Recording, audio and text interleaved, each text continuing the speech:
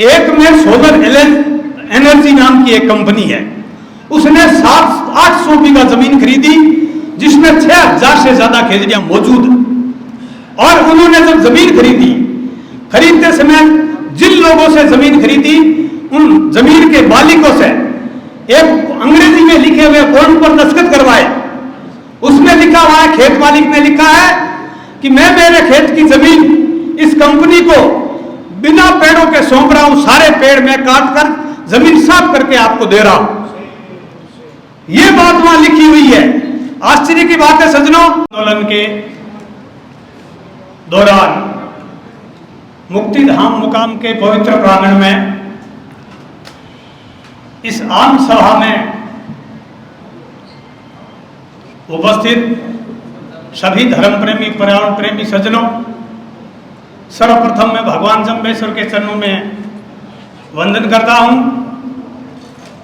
मंच पर विराजमान स्वामी भागवतदास जी शास्त्री, लालदास जी, सभी संतों के चरणों में, नून महाराज संतों, धर्म प्रेमी सज्जनों को सादर नमन प्रणाम। जैसा कि आप सबको विदित है, प्रकृति बचाओ आंदोलन की शुरुआत 18 जुलाई को हुई। मैं मुश्किल से 3-4 मिनट का समय लूंगा, लेकिन आपसे आग्रह करूंगा कि हम इस आंदोलन के लिए क्यों मजबूर हुए। जांबोजी महाराज ने आज से 539 वर्ष पहले विष्णुई धर्म की स्थापना की, तब 29 नियमों की आचार संहिता बनाई। उसमें 18वां और 19वां 2 नियम हमें दिए। 18वां नियम है मूक प्राणियों की सेवा रक्षा करना, 19वां नियम है हरे वृक्ष नहीं काटना। जांबोजी महाराज ने अपनी शब्दवाणी में फरमाया, मोर धरती ध्यान वनस्पति बासो ओजू मंडल छायो, हरी कंकेड़ी मंडप मेड़ी जहां हमारा वासा।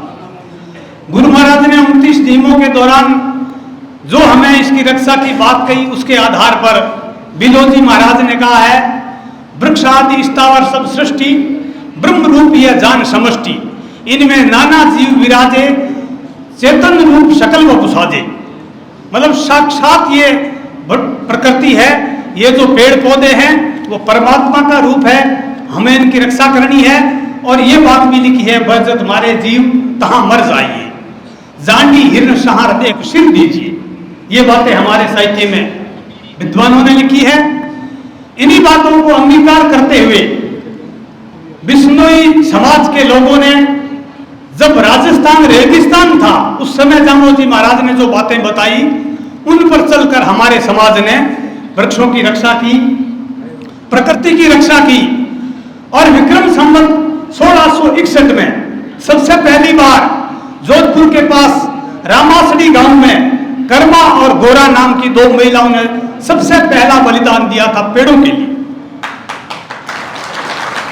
सज्जनों, उसके ठीक 12 वर्ष बाद में 1673 में रामासड़ी तिलवासड़ी गांव में, जो जोधपुर के पास ही पड़ता है, वहां नेतू खिमड़ी और मोटा राम जी 3 लोगों ने बलिदान दिया था।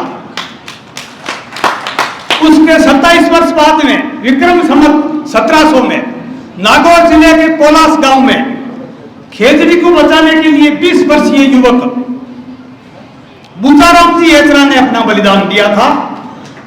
और चौथा बलिदान था, जो बहुत बड़ा बलिदान था, आप सबको पता है, विक्रम संवत 1787 में। उस समय भयंकर रूप से पेड़ कटने लग गए थे।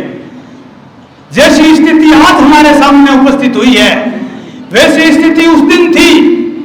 और राजज्ञा से पेड़ कटने जा रहे थे, तब हमारे समाज ने एक सूत्र में, एक आवाज में, माता अमृता के नेतृत्व में संगठित होकर 363 लोगों ने आत्म बलिदान किया था। बोलो 363 शहीदों की। उसी तर्ज पर अब 300 वर्ष बीतने के बाद, मैं लंबा नहीं खींचूंगा, आज की स्थिति पर आ रहा हूं, क्योंकि पिछले 5-6 सालों से राजस्थान में अंधाधुंध पेड़ कट रहे हैं, कोई मतलब लिमिट नहीं है। आज सूचना आती है कि परबतसर में 20 गाड़ी भरी हुई पकड़ी गई, पेड़ों की लकड़ी से। खेजड़ी की लकड़ी आज बाड़मेर में कट गई, आज जैसलमेर में कट गई, फड़ौदी में कट गई, बीकानेर में कट गई, नागौर में कट गई, कोई सीमा नहीं है। जीवरक्षा पर्यावरण संस्था से मैं जुड़ा हुआ हूं, प्रतिदिन ऐसे मैसेज आते रहते हैं। हमारे कार्यकर्ता, हमारे समाज के लोग, अन्य समाज के जो पर्यावरण प्रेमी लोग हैं, वो जूझते रहते हैं। बहुत कोशिश करने के बाद जब लकड़ी पकड़ी जाती है, पेड़ काटने वाले पकड़े जाते हैं, लेकिन उनको सजा का कोई प्रावधान ठीक ढंग से नहीं है, इसलिए वो छूट जाते हैं और हमारा बड़ा भारी आंदोलन टाँय फिस हो जाता है। बड़ी दुख की बात है। लेकिन अभी उसके बाद मैं आता हूं अभी बीकानेर पर। बीकानेर जिले के लोगों को मैं हृदय से धन्यवाद देता हूं कि पिछले 3-4 महीनों से वो कोशिश कर रहे थे कि ऐसा कोई आंदोलन हो, ऐसी कोई मांग रखी जाए जिसके आधार पर कानून बने। खेजड़ी हमारी माँ है, खेजड़ी राजस्थान का राज्य वृक्ष है और जाटी हिरण सहार देख सिर दीजिए, ये हमारे पूर्वजों ने कहा है, पूर्वजों ने बलिदान दिया है। उस खेजड़ी को बचाने के लिए बीकानेर के लोग प्रयासरत हुए। बाकी लोग आपको जानकारी देंगे, लेकिन मेरी जानकारी यह है कि जो जैमलसर गांव है नोखा दैया के नाम से, वहां एक में सोलर एनर्जी नाम की एक कंपनी है, उसने 700-800 बीघा जमीन खरीदी, जिसमें 6000 से ज्यादा खेजड़ियां मौजूद। और उन्होंने जब जमीन खरीदते समय जिन लोगों से जमीन खरीदी, उन जमीन के मालिकों से एक अंग्रेजी में लिखे हुए फॉर्म पर दस्तखत करवाए। उसमें लिखा हुआ है, खेत मालिक ने लिखा है कि मैं मेरे खेत की जमीन इस कंपनी को बिना पेड़ों के सौंप रहा हूं, सारे पेड़ मैं काट कर जमीन साफ करके आपको दे रहा हूं। यह बात वहां लिखी हुई है। आश्चर्य की बात है सज्जनों, ऐसा कोई कानून नहीं है कि जमीन बेचने वाला यह लिख कर दे कि सारे पेड़ मैं काट कर आपको जमीन दूंगा, जबकि पेड़ वहां मौजूद है। उन्होंने बॉन्ड पहले भरवा लिया कंपनी वालों ने, उसके बाद वो पेड़ काटते हैं। इस बात को लेकर बीकानेर जिले के पर्यावरण प्रेमियों ने अनेक बार प्रशासन को सूचना दी। प्रशासन ने उनकी सूचना को सुना, मौके पर गए, मौका रिपोर्ट बनाई और लिख के दे दिए साहब इतने पेड़ कटे हैं, लेकिन उनको कोई सजा नहीं। फिर 2-4 दिन होते हैं, फिर रात के समय पेड़ काटते हैं। अब समय ऐसा आ गया सज्जनों, पहले कोई एक पेड़ को काटता था, लंबे समय लगता था, अभी तो मशीनें आ गई, बड़ी बड़ी मशीनें, जेसीबी मशीन खड़ी करके उससे पेड़ को कंट्रोल कर लेते हैं।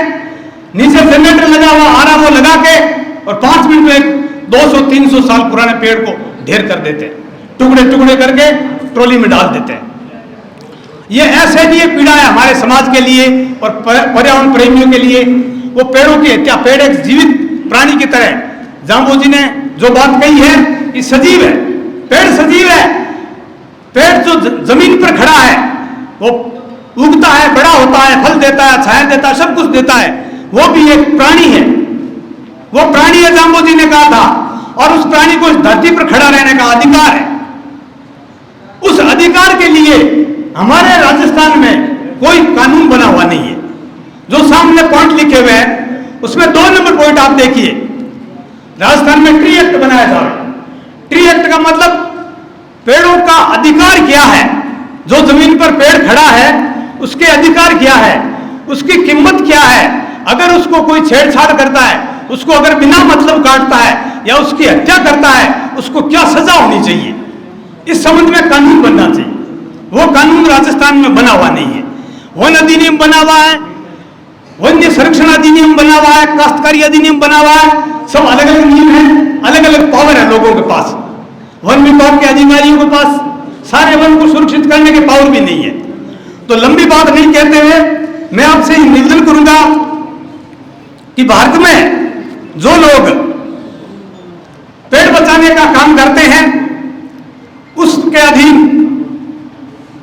भारत के 10 राज्यों में अलग अलग कानून बने हुए हैं। वो है ट्री एक्ट बने हुए, ट्री प्रोटेक्शन एक्ट बने हुए हैं और ट्री रिजर्वेशन एक्ट बने हुए हैं। इस प्रकार से एक एक्ट बना है, देखो मैं आपको बताऊं, Delhi preservation of tree act 1994 में दिल्ली में यह कानून बना हुआ है। 12 अक्टूबर 2014 को यह कानून बनाया गया था। और यह कानून जिसमें 7 चैप्टर है, 7 अध्याय है, दिल्ली का कानून बना हुआ है जो केवल 12 पेज का है। और एक दूसरा कानून है UP protection of tree act, 1976 में बना था। यूपी का कानून बना हुआ है पेड़ बचाने के लिए। उसमें वो 19 नवंबर 1976 को बना था। 17 पेज का एक्ट है और 3 सूची बनी हुई है। उसमें 3 सूची मतलब पेड़ों की सूची है। प्रथम सूची में ऐसे पेड़ है जैसे अपने राजस्थान में प्रथम सूची में हम खेजड़ी को रख सकते हैं। तो प्रथम सूची का जो पेड़ है उसके अधिकार क्या है, उसको काटने पर कितनी सजा होगी, कितना आर्थिक दंड होगा और कितनी जेल होगी, ये बात उसमें लिखी हुई है यूपी वाले एक्ट में। एक है कर्नाटक,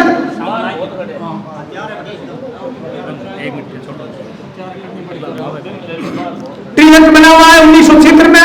इसी प्रकार यह पश्चिमी बंगाल में भी एक्ट बना हुआ है। तो मैं 4 एक्टों का लिख के लाया हूं सिर्फ, और इस प्रकार के 10 राज्यों में एक्ट बने हुए हैं। हमारी ये मांग है कि राजस्थान में ट्री एक्ट बनाया जावे और उसके अधीन खेजड़ी की कटाई बंद हो जाएगी और सोलर प्लांट भी बिना पेड़ कटे लगेंगे। ये मेरे अपने सुझाव हैं और सभी जो सुझाव देंगे मैं बूढ़िया साहब से निवेदन करूंगा कि आप इसका सार निकाल कर आगे का कदम उठाएं। मैं कल वाली बात के लिए बूढ़िया साहब को, आचार्य भागीरथ दास जी को, कृपाचार्य जी को, जिन्होंने सच्चिदानंद जी को जो अपील की है, उन सबको मैं हृदय से धन्यवाद देता हूं। आप सबकी अपील से इतने लोग आए हैं, आने वाले सभी लोगों को मैं तहे दिल से धन्यवाद देता हूं। मेरा निवेदन है कि आप इसी प्रकार जुड़े रहें। कोई राग द्वेष स्वार्थ की भावना सब त्याग कर एक सूत्र में बनकर जब तक ये कानून नहीं बनता है तब तक इस धरने को चालू रखना है।